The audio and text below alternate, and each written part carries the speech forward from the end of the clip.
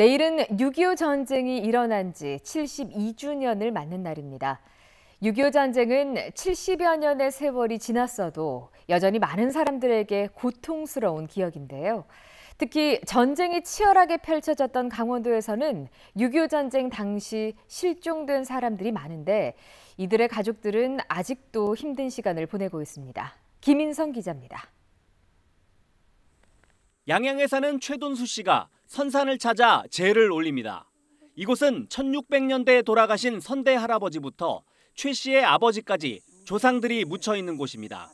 하지만 최 씨의 삼촌 6명은 6.25 전쟁 당시 북으로 끌려간 뒤 행방을 알지 못해 사망한 날짜와 시간 표기 없이 제북, 그러니까 북한에 있다고만 적혀 있습니다. 어떻게 끌려갔는지도 모르는 상황이고 또 돌아가셨는지 지금 살아계신지 그 여부도 제가 확인할 수도 없는 그런 입장이고. 강릉에 사는 홍무일 씨는 10살이던 6.25 전쟁 당시 부모님이 모두 실종됐습니다. 아버지는 북으로 가셨고 어머니는 경찰서로 끌려가셨다는 얘기를 들었을 뿐 두 분의 생사를 알지 못합니다. 살아계시다면 100세가 넘었을 두 분의 사망 신고를 하기 위해 여러 차례 행정기관을 찾았지만 절차가 복잡해 할 수 없었고 지금도 가족관계 증명서엔 주민등록번호도 없는 두 분의 이름이 그대로 남아 있습니다. 사망 신고하려고 법무사도 가보고 해봤는데 굉장히 그게 힘들고 그렇더라고. 몇 번 시도하다가 말을 뻔했어요. 공식적으로는 아버님 어머님이 그냥 살아 계신 것처럼 서류가 되어 있네요. 예, 살아있는 거.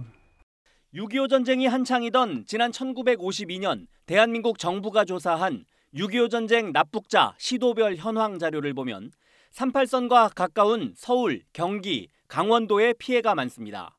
이를 다시 시군구별로 나눠서 살펴봤더니 당시 강원 강릉군이 전국에서 피해자가 가장 많았고 서울 성북구와 종로구, 충북 청원군, 서울 동대문구와 성동구에서 피해자가 많았습니다. 이처럼 38선 인근에 생사를 확인할 수 없는 납북 피해자가 많은 건 당시 인민군의 퇴각 과정에서 끌려갔거나 학살당한 이들이 많았기 때문으로 추정됩니다. 특히 강원도에서는 강릉, 양양 이런 쪽에서 실종자가 많았습니다. 납북되거나 학살됐거나 이런 걸로 인한 피해가 많았던 걸로 생각되고 있습니다. 정부 차원의 많은 지원 제도라든지 사회적 관심이 좀 필요한 상황입니다. 6.25 전쟁 당시 실종자나 행방불명자는 정부의 공식 조사로 파악한 것만 9만 4천여 명이고 실제로는 이보다 훨씬 많을 것으로 추정됩니다.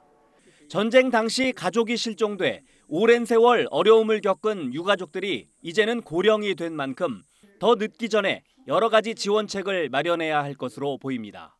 MBC 뉴스 김인성입니다.